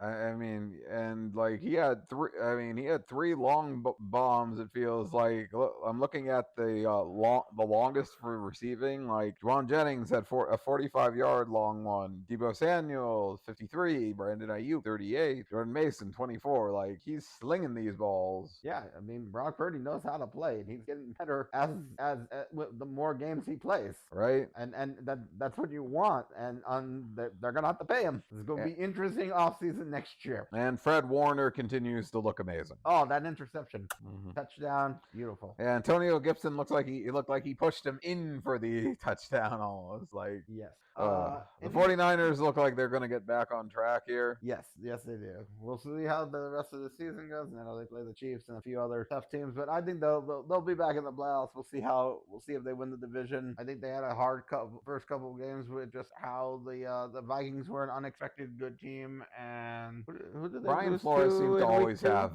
Kyle Shanahan's number, it seems. Yeah, defensively. Oh yeah. And who did they lose to in week 2 or week 3? Oh, the Rams. Yeah, the Rams just came back. I don't understand that one. Without the Rams got lucky with the kick and stuff. In special teams, I think. And Brandon Ayuk was. If they played this week with less options wide receiver wise and like more injuries, the 49ers probably win this. We'll probably win them the next time. Yeah, well, yeah. But it depends on how injuries are by the next time they play. Right? Didn't somebody else go on IR? Like, did they tear a bicep or somebody else got hurt on the 49ers defense, like, during the middle of the week or something? Something, I don't know. All right. It reminds me, man, our defense the Broncos defense played so well without Alex Houston. And he was like the captain of the defense. So, man, sometimes it's great players and sometimes it's great coaching. So, right. I mean, hopefully it's both, and that's what's happening for both the Niners and the Broncos. These next couple of games are kind of the Raiders beat the Browns. Honestly, the Raiders survived because the Browns missed a point, an extra point. Right, and I think they had like a pick six as well. Like their offense just sucks. So it's not they had a pick six, right? I think the Browns. I'll check. And the other than that, like that's the only reason they really stayed close. Like the Raiders didn't play great, but I'm looking forward to our. It was it looked like it was a fumble return touchdown. Oh, okay. So it was a defensive touchdown. So like that's still a good chunk of points for the defense and the offense just sucking. So yeah, the Deshaun Watson. I know you're paying a ton of money. Just it's game stop. of Winston time. Just stop with him. Just pull a move like Denver. Just pay him to be on your bench. That's gonna happen sooner than later, and I think sooner than what happened with Russell Wilson, because at least Russell Wilson was throwing touchdowns and winning some games and at least looking a little more confident than Russell Watson is. Russell Wilson would be an upgrade for the Browns. That is than Deshaun Watson. That is saying something and a lot at the same time. Mm-hmm. Like not just a little something. That's saying a lot of something. That being said, the Raiders. I mean, they didn't. I'm not gonna say they played spectacular. I mean, 130, 14 passes from Gardner. Like the run game was probably what really helped them. They didn't have Devontae Adams or Max Crosby. I don't know if they'll be back for the Broncos game. I kind of hope they are because I want to beat the Raiders at their best. And but we'll see what happens. We're playing in the throwbacks. I'm excited for that. But other than that, the Raiders got to win. They're 2-2. Everybody's 2-2 in the division. Excited. What sucks is whoever loses this game is on the bottom of the division for like at least a week or so, because the Chargers, I believe, the Chargers have their bye week. Yeah. So it's going to be a long week. Whoever loses that game, it's in Denver. So fingers crossed, we've gotten better. We can take care of a home division rival at home. Well, actually, really just the Raiders. We beat the Chiefs and the Chargers at home last year. It's going to probably be a defensive game based on your defense, and their defense is more of their better side than their offense. So we'll see. We will see. Like I'm not going to be surprised if it's a defensive game. So I'm here for it. I'm all in, all here for it. Speaking of another lackluster game, this was the one that I thought was going to be like, oh, another slobber knocker. Like it was going to go back and forth. Like we were going to have like it was supposed to be powerhouse versus powerhouse, and the Ravens walloped the Bills 35-10. They made them look like you when the Bills played the. Yep, karma sucks. Karma, or whatever. But the Ravens really smacked the Bills. Right, they had over 200 yards rushing between I think Lamar had some runs. I know it's Derrick Henry had 199 rushing yards. Lamar had 54 and Justice Hill had 18. So they were a lot closer to 300 yards rushing than they were 200 yards rushing. And I mean, Lamar Jackson just went 13 for 18, 156 yards and 2 touchdowns. That was a good game. It wasn't anything needed. He didn't need to do a lot. It was, I don't know, the defense just had Buffalo's number, and that was just exactly like how they had our number. They couldn't do anything against the Ravens. Right, I kept holding on until Josh Allen turned over the ball, and I was just and I think by that time I think it was 28-10, or if it was I think it got about 28-10, and I was just I don't see them coming back, and it ended 35-10. Yeah, well, yeah, it was just like we kept saying, what is it? The Ravens sometimes slump in the fourth quarter, slump in the second half. It's not over with yet. It's not over with yet. We were saying that, and nope, it was over. It was over. The Bills just didn't have an answer. I don't know what to think about. Like I've been back and forth on Lamar. Like, are the Ravens good? Does Lamar make them better? Like, did he like? I'm still like, I know he's a 2-time MVP, but like I still have questions about, like, is this team running because of Lamar, or like, what, like their identity is so weird. Like it's the hard nosed defense and running the ball, and I'm fine with that. It's just like, and Lamar runs it too, so it's like I don't know where I put Lamar as, like, like part of me wants to say I'm coming around to him this, Since more Greg the last Roman's year left, this year, since Greg Roman's left, I think they've used Lamar better, and I think just this hard-nosed running is getting the job done, especially, and getting Derrick Henry, and actually using Derrick Henry these last couple of weeks. I think they look legitimate, Right. and beating the Bills helped make them look legitimate. Yep.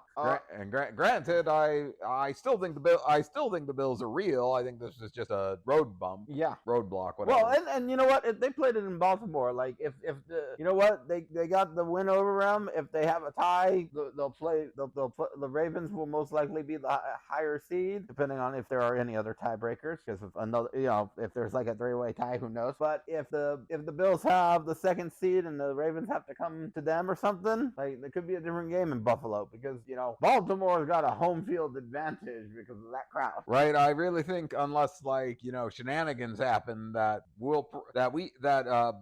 Buffalo versus Baltimore is a possible playoff game. But we'll see, because I think unless shenanigans happen, they'll probably both win their division. Well, it's way too early. Well, actually, it is way too early. Baltimore ain't even in the division leader. They still are a have wild card right now.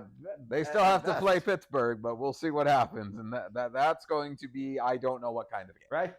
Here's the thing: they're tied with the Broncos. I don't know who'd be a wild card team right now or not. So. Right? It's just the end of September. Thank goodness it's finally over, and we'll see. It's like September is way too early. Baltimore was one of those teams I think I had on my list. I took out the Bills because I was worried about them, and now I'm looking like an idiot. Even worse with because I kept the Jaguars and stuff. But I don't know if I took out the Texans. I need to really go look. I had the Colts in there, and they won this week, but man, we look like schmucks, right? Anyways, right now I do feel like Baltimore and Buffalo are going to be into the playoffs for sure. So, but who knows? We don't know. But, Steelers still on top of that division right now, so they didn't have a hard loss either. Like, it wasn't like an ugly loss. It was just a close, back-to-back game that that Joe Flacco got the better of them. Joe Flacco got the better of them. So I leave it up to you, since that was Sunday Night Football. Do you want to talk about your game first or your game last? Oh, let's rip off the band-aid of this shit show. Okay. Do you want to talk about the bad first, or do you want me to talk about the Titans good first? Let's talk about the bad first, and I can get it out of my system. I hype this up and go, mailman. It does not help that he got hurt pretty early and just completely ruined my fun of this game. I mean, he still got the win for the starter, but yes, he didn't. Yeah, so did Aaron Rodgers. It doesn't count. At least he played more than Aaron Rodgers. I know he played more than Aaron Rodgers. He at least got, I think, the first 3 or 6 points against you. Right. But no, it was just the Dolphins. Dolphins are in that. I don't know what's with the Dolphins. We are is Mike McDaniel a fraud? We look horrible without Tua. Anyone who hates Tua is dumb. Tua is this offense. Tua makes our coach work. Tua is looking really good, like one of those top quarterbacks when the whole team ain't getting crap. Tua MVP because he is the MVP of the Dolphins because we do not work without him. Right? That NFL players voting Tyreek number 1. I think that some of them owe an apology to Tua he ain't looking good without Tua. Yeah, now granted, Tyler Huntley was only in the system for 2 weeks. He did pretty okay, right? Like you've got the Patriots this week and then the bye, right? Yes. So given more time, this is a very complicated offense. I think that is part of the problem. You should just simplify the bloody offense or stop calling plays. Mike McDaniel, I think there is a problem here. I think there's I don't know if something's going on with him, but we just don't feel the same. Let me say this about the offense. They were trying to force the ball to Tyreek. Like that was why there was the behind the back pass that ended up as a fumble, and then you saw like Tyreek trying to get some rushing yards, like some end arounds, and like I think they're trying to force it too much. And Tyreek dropped the balls. Tyreek dropped a couple of those balls, and he was even some magically overthrown. I don't know how you overthrow Tyreek one, but that happened. He underthrew one before too, which I could honestly underthrowing is like believable, but overthrowing him is magical. Yeah. So I think the plan needs to be let Tyreek run whatever routes, like just try to get him open. Let Jalen Waddle run. Try and get Jonnu Smith involved and somewhat Achane if you can, and just try and, like you said, simplify it. Get it to your offense. Get it to the reliable players, and if OBJ comes, and gets we had a lot of help, but we had a lot. We're not getting prime OBJ, but we had a lot of hurt players like today. Like David Long didn't play, Kendall Fuller didn't play, Teron Armstead didn't play. Besides Tua not playing, we had a lot of injuries, and the Tennessee Titans are good on Monday Night Football, and we suck on Monday Night Football. Well, we are not the primetime players. We suck on prime time. Like I don't. Was it just Monday night? Because I remember you winning some Thursday night or before some Thursday night. I will have to check. I will have to check. Other. I'll check our primetime stats. But the Dolphins in the 21st century, the Dolphins have a supernatural, phantasmagorical stank on it, and this is the stank. This is literally the stank that we were talking about. There is some problem with us in primetime games, like 10 o'clock in the morning. I can't, No, this would have worked for the mystical yips. This mystical yips. Well, I was saying like in the 21st century, because we have not won a primetime. Yeah, not primetime game. We've not won a playoff game. Well, it was in 2000, but like it's been since 2000. Was that the 2000 season or the 99? I think it was the 99 season in the year two. It was in the year 2000. Okay, but yeah, this is where this feels actually, like a actually it was the 2000. Actually, no, it was the 2000 season. The playoff games were earlier. Okay, it was in December. Gotcha. Yeah, it was in December. They were earlier during the time. Like I posted online. Like Kuga was the Kamen Rider. Kamen Rider like just came back. It was the Dolphins. The Dolphins. It's been a problem with us. But back on this game, to get back here. I was gonna say your primetime stuff does feel like the mystical yips. This one felt it was a lot honestly, it was closer than the final score showed. The final score, they just got you were just worn out at the end. We were worn out. There were like some fuck ups. I think there was like a random I think we tried an onside kick on the safety or something, and there was like some penalty that put them at the 10-yard line. So it was something weird. Yeah, I don't know how you do an onside kick on the. Well, I think you're allowed to if you're the losing team, you're allowed to onside kick every time, like on any kind of kick. Did you get a safety on them? No, they got the safety on us, so we had to kick to them. So we onside kicked on that free kick. Yeah, I don't know how that worked, and that probably was. It's probably bad, and that's why they were so kicking. Close. They said these kicking rules have ruined football. Like give us the fourth and 15 throw. Already. We're gonna get the 4th and 15 sometime in the next 5 years. I think that stop being bitches. Onside kick, like we've had one successful one and stuff like that. But that being said, I was gonna say the biggest problem that I saw when we were watching was your defense was a little sloppy at times, but they they got sloppier and they were exhausted by the end, and that's why the score got out of hand. I think, but in the beginning, like it was like a 3-6 game, a 3-9 game. The defense was looking good. I hope Jalen Phillips didn't re-aggravate that ACL. No. He didn't hurt his ACL last year. Oh, what was wrong with him? He tore his Achilles. Oh, damn. I thought he was one of the ones that. I thought they both had the. No. It was his Achilles. If his ACL, that's why his ACL could be a problem. Because they mentioned the knee brace, and that's why I thought it was like he had a knee injury and that it was just rubbing.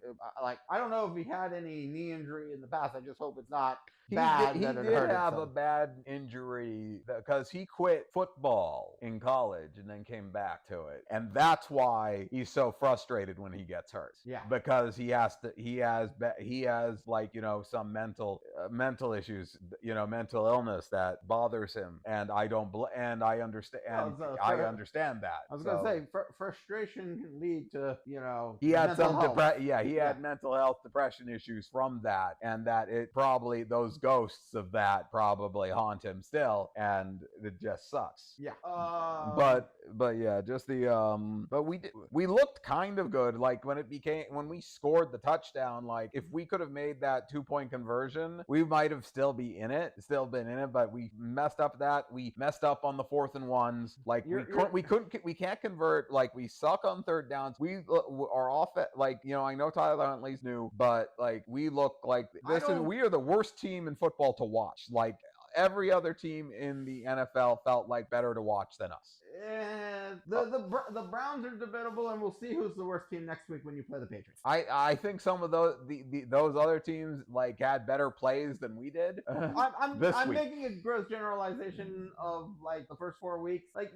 First of all, you were really out of it even when you scored that touchdown because it was like 4 minutes left in the fourth quarter. It was nothing is out of it in a mystical game against the Titans. It would have been a long shot. They had their long shot last year, but when you missed the 2-point conversion, it would have been poetry. Yeah, we came back and won. That is true. But you would have been like 10 like it was still 10 points. It would have been two scores, and then it was still like within a field goal, and then you would have just gone for the field goal and a touchdown with a regular extra point. If we would have but if we would have scored, made the 2-point conversion, it would have been like 14-22, and that is just another touchdown with another 2-point conversion. Right. We just needed to stop them. It was not out of the realm of possibility, but because we didn't get the 2-point conversion, that's when it started being fleeting. I mean, granted, it was fleeting a while. It was fleeting a while. That's what that was my point. Was that it wasn't like completely out of reach, but it felt like it was really out of reach when you were getting a touchdown at the final 4 minutes. And honestly, it's like you said, Tyler Huntley will get better with time in this offense. He feels capable. Granted. Really quick, I just want to say, hopefully your O-line gets healthier because we saw a couple where like, who the hell was blocking? Like that. There was a sack where it's just like nobody blocked. The running back missed that block. I know. It had to be the running back because it was Jalen Wright just completely ran off. And to be fair, we got a sack on them, and they did the same exact thing. So I saw like the running back just didn't block the defender. Okay, fine. I mean, you're both stupid, both teams, but you need. I literally like one of the sacks the Dolphins got was literally like the same type of sack they got on us, and both running backs just didn't decide the block. But still, I hope the system, I hope Mike McDaniel's able to adapt, because adaptability, the ability to adapt, evolve, that is the biggest thing in the NFL. That is why the Chiefs have won Super Bowls. that we need to have that adaptability, and if you don't have the adaptability, then we are looking at a top 10 draft pick. Yeah, and we were this is like night and day. This is Mike McDaniel's worst September. He was 8-0 in September his first 2 seasons. Now he is 9-3. It's okay. It happens. Yes, it happens, and September is not the month you need to be perfect. Right, because don't you want to be like maybe 4 and whatever, have get those wins in December now, as long as you have I want good October and November. Right, we need a good October. It makes it harder because some of these were easy games, but I guess I'd rather us be able to beat the hard teams. I hope Tua comes back and the ship is right with Tua, but we just need to not go. We just need to win some of these games before Tua is, because it's going to be much harder. We might not even be able to make the playoffs. It might not even have a chance to get to the playoffs when Tua comes back, because we might be 1-7, and 10-7 might not be enough to get to the playoffs. Yeah, and we'd have to win, and then there's no room for losing if we lose if we lose every game before Tua comes back. Yep. Now let's talk about the Titans. By Will Levis getting hurt, they magically got better. Right. Well, Mason Rudolph.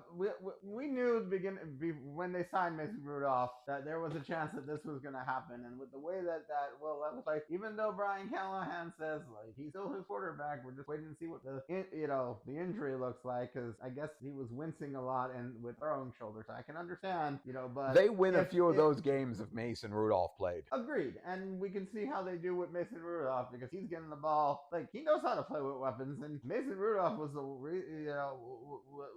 always came in a pinch, and we'll see what happens. So Mason Rudolph is like I think kind of was starter quality with how good he could do. Just needs the right team. Borderline starter quality, and I think he's gonna. The Titans might be that sneaky good now if that's the if he takes over, because man, the way that Tony Pollard was running after he came in, and the way that he got it to Spears and then Ridley, and I don't know how much he got at the Boyd, but I know Ridley and Hopkins, and they basically ran it down our throats more. The passing attack was like Hopkins and Boyd and Pollard only got like 2 receptions each. So it was very important ones. At least the ones from Hopkins. I know Hopkins, they were long ones. Like each one of their they had they were long. They each had long receptions, so that mattered. But there were a lot of penalties that cost us. Yeah, there were a lot of Nick Folk 5 field goals. Like, he was automatic. Like, he really kicked our butts. Yeah. But it's like now I don't even get to say mailman. Mailman. Now it's like not even going to be fun if Mason takes over. Right. I was going to say, at least your defense early on held them to field goals. Like, that was your defense is not the problem. Like, you get gassed, but that comes from the offense. Right. I know that because that's what happened to the Broncos a lot last season. Right. Yeah. Our defense, Anthony Weaver is a great addition. We just need to get the offense going, and we might be able to win some games. Can I do something like Rudy? If Mason Rudolph takes over, something like that with the red-nosed reindeer. It depends on how good they are if Mason Rudolph starts. I'll workshop something. I was going to say, you're only scared of the mailman because it was your game. Everybody else was like, well, I kind of wanted it I guess whoever he played first, because he had that 4 touchdown game. Right. Will Levis, I think, still has the possibility. He might need to go to another team to get more out of him, or he needs to sit back and learn. I think he was thrust forward a little too early. I think Kevin O'Connell said it, that organizations ruin quarterbacks if they're not ready, and organizations do ruin quarterbacks. Will Levis might not just be ready. Bryce Young just not ready yet. It's like this win now mentality, and they're not patient enough with these quarterbacks. But at the same time, with Will Levis, sometimes you might just be a backup, and there's nothing wrong with that. Like Ryan Fitzpatrick, some of these other backups that just happen sometimes. But it's Well, I mean, Ryan Fitzpatrick was more of a starter on a lot of teams more than he was a backup. Well, there was there was not as much talent sometimes. I like Ryan, but sometimes he felt like he was a backup. And we good though? I just hope we don't. I am not ready for the suck fest next week against the Patriots, but we'll see. Right. The only other thing I was going to add is Titans defense does look good. They've always been good, and they just Will Levis cost them games with interceptions, and Mason Rudolph looked great didn't make those mistakes. Who did they play last week, the Titans? I know that they lost a close one to the Jets and the Bears, and those were from mistakes that Levis. They lost the Green Bay. Malik Willis. Oh, right. But Will Levis was close on those first 2 games. I don't know how close he was in that third one, but they could easily be 3-1 right now if Mason Rudolph was playing. Oh yeah, easily. They might have had a better chance against Green Bay, but I don't know. Right now, on to the last game. That was okay. Like we'll get into it a little bit more, but the perfect passer rating whole thing. Passer rating sucks because Jared Goff went 18 for 18, didn't miss the pass, 2 touchdowns, 200 something yards, and just to throw in that he caught a ball in the end zone for a reception touchdown. Receiving, he caught the ball and got a receiving touchdown, and does not have a perfect passer rating. It is messed up. Yes, the passer rating is completely messed up. But how many times can you say you had 2 people that had perfect passing games in the same game? Because Amon-Ra and Jared Goff went perfect, even if Amon-Ra just threw 1 pass. Good point. Both perfect. I don't know how many teams can say that, but yes, good point. The Lions just played great. I mean, some defense, like I think they let the Seahawks score a little much, but the Seahawks, I think this was the first big team the Seahawks had to play. Yes, because they played the Broncos, who are 2-2 now. Then they played the Patriots, who took them to overtime. They played us with our worst starting quarterback. So like we said, and they didn't blow us out. So right, and they didn't blow us out like as badly as they could have. But. Well, I mean, they scored. You know, they blew you out as well. They blew you out in the sense that they scored over 3 touchdowns worth of scores, but like that's the thing, they score an average of 26, 27 points, give or take. I forgot. I thought we scored more last week. My bad. No, but they only scored like 24, and they didn't. Oh, okay. It was 24. So like it was 24 to 3. I thought we scored more, but still, they only scored. They only scored about the mid-20s right now, so yeah, I feel like that's the maximum of what they played better in this lot. Right. But they only scored 27, or was it 29 because of the safety? 29 because of the safety. Yeah. But that being said, they at least did better this second half than they did last. Yeah. But like just saying about the Seahawks, it's like the quality of their opponents are what like 4 and 8 or something with the win-loss record or 1, 2. Let's see, 2 plus 1 plus 1, 4 plus 3 now. Yeah. So 7.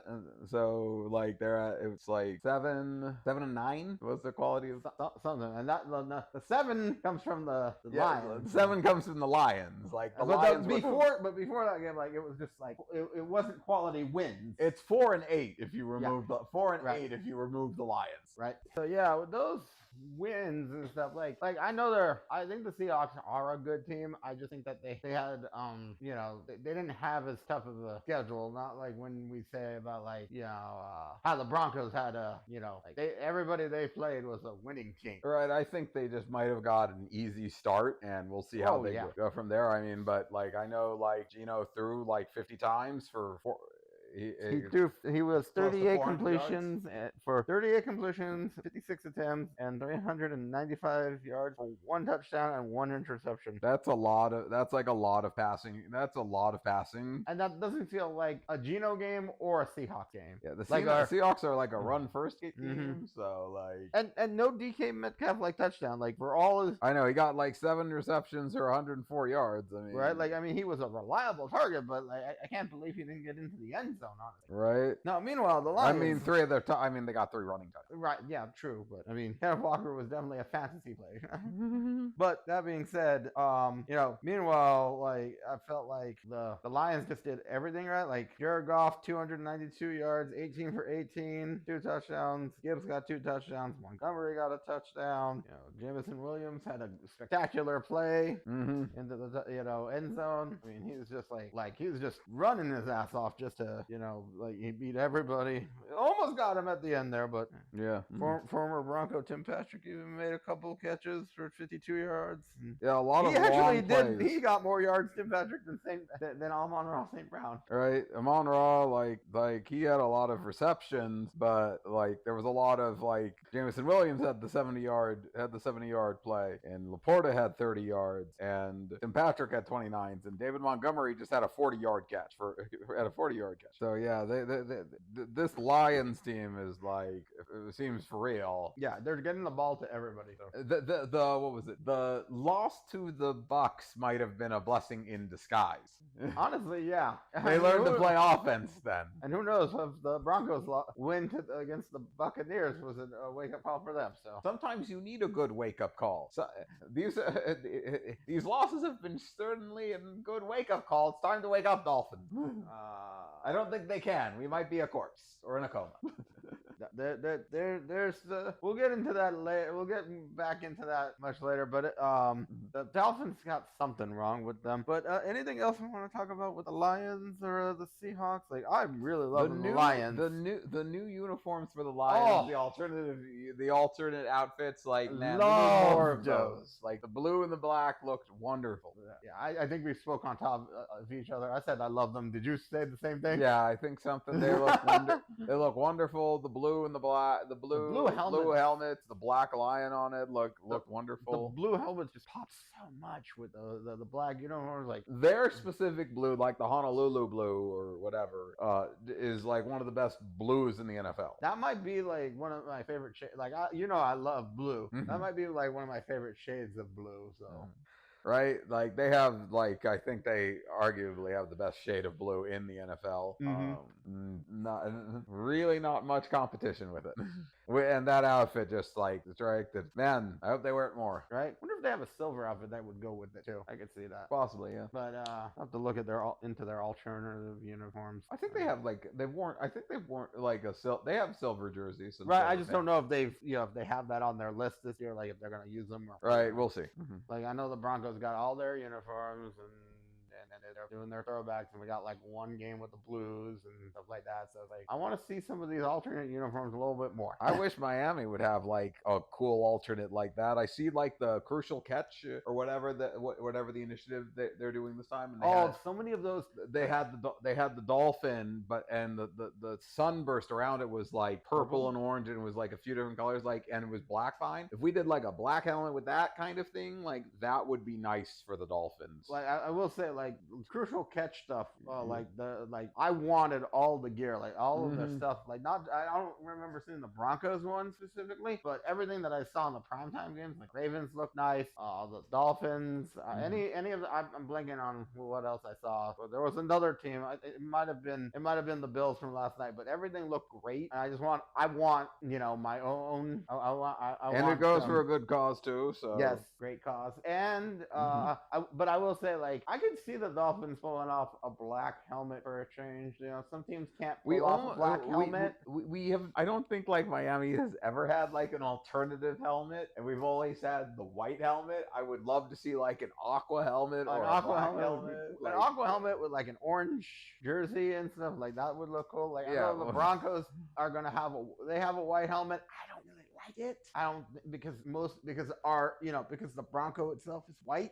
You could change you could change the color of the Bronco. I mean, they changed the color of the lion to black. Yeah, hopefully they do that like in the next season or something. Like if they put the Bronco as blue with the orange hair, that would look dope. It would look great. It looks fantastic. I want that. We'll see if it happens. Mm-hmm. I know there was something that we forgot, and I don't really have anything else left to say about, like, unless you do, about the Seahawks and Lions. Anything else? Really. Okay, well then go ahead and say like the best play of the night for. Yes, the biggest highlight of the Dolphins was Emmanuel Ogbah's thigh interception. That I saw him catch the ball, but I thought he dropped it. But he did drop it from his hands. I thought it hit the floor. I thought it hit the ground. It's like, oh, it's not an interception. No, he dropped it, but he caught it in his thighs and got touched on the ground. And I wish he did get touched on the ground. That would have helped. But right.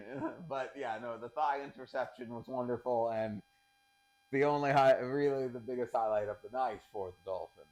It really was. That was probably the best play of their season.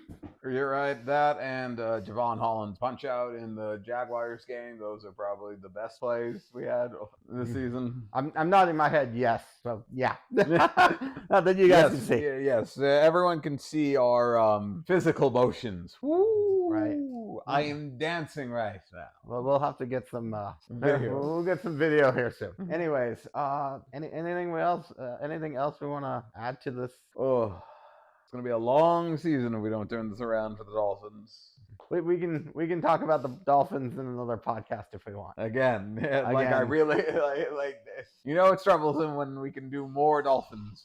Well, we'll see how things are looking in the bye week and go from there. You know what? If we win or lose, we'll probably talk more. Like I can do positive Dolphins ones. Yeah, right. Exactly. So All right, we'll do. I mean, we can talk about some teams that we're liking in general. It doesn't have to be about the Broncos and the Dolphins. It can just be focused on a few teams that we're enjoying this season in general. Right? And you mean the predictions? You mean the predictions that are looking good, like the Lions and Commanders that I made? Predictions that are looking like ass. Thank goodness I picked the Chiefs. Yeah, the Chiefs prediction's a good one. I mean, not that everybody else didn't pick the Chiefs, but You would be dumb not to pick the Chiefs. you would be, even if they're your rival. You got to be realistic here. Right, exactly. Oh, I think I'm pretty good, like, for this week, I think. All right. Well, if that's the case, please give us a like, share, subscribe, leave a comment, give us some feedback, let us know how we're doing. We're still pretty new at this, even if we've been doing it for a year. Hope you enjoyed. Bossa Nova Jones and myself will see you here next time. For now, see you later. Bye.